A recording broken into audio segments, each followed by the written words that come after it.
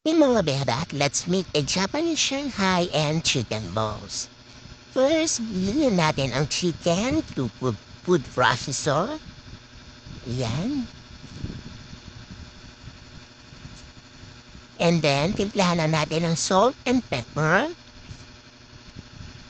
Lagyan natin ng isang egg.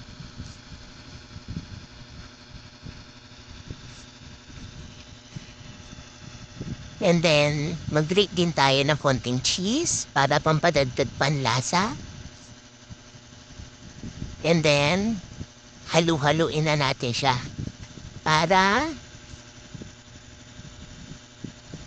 ngayon, nagamit tayo ng Japan nori sheet.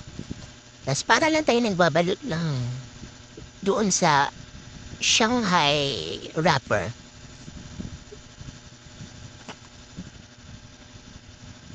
Tapos ibibilot na natin na ganyan and then lalagyan din natin ng water para dumikit siya.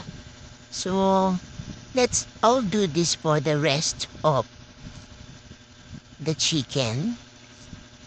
So, meron mga sumobra yan kasi nga wala na kaming nori sheet.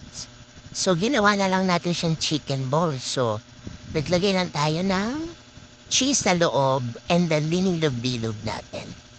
At yan naman, breadcrumbs. So, kinot lang natin ng breadcrumbs yung chicken balls. And then, we are ready to fry it.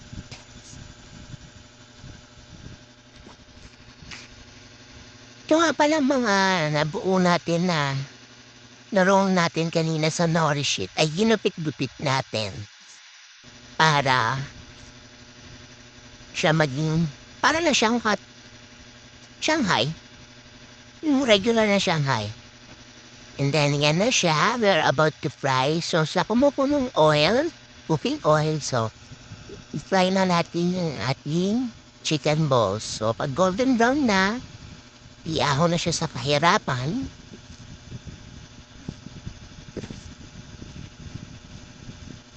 And then, ito naman mga Japanese siomai, kinok lang natin sa may harina namin tubig para hindi siya dumikit doon sa mantika.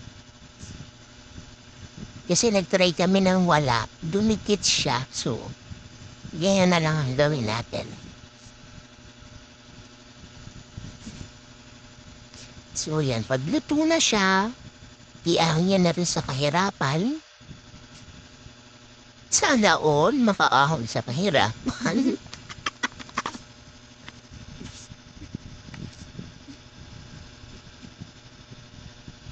So, ito na ang ating Japanese siomai and chicken balls. Yum, yum. Yung mga iba nga pala, i-steam natin. So, naglagay lang tayo ng cooking oil siya amin spread para hindi rin siya manikit. So, dalawang klase ang ginawa natin. Isang pinray, yung isa isi-steam natin para sa siomai. Para lang malaman natin kung pero pareho naman sila ng lasa, parehong masarap. So, there you go guys. Our Japanese Shanghai and chicken balls. I hope you like it.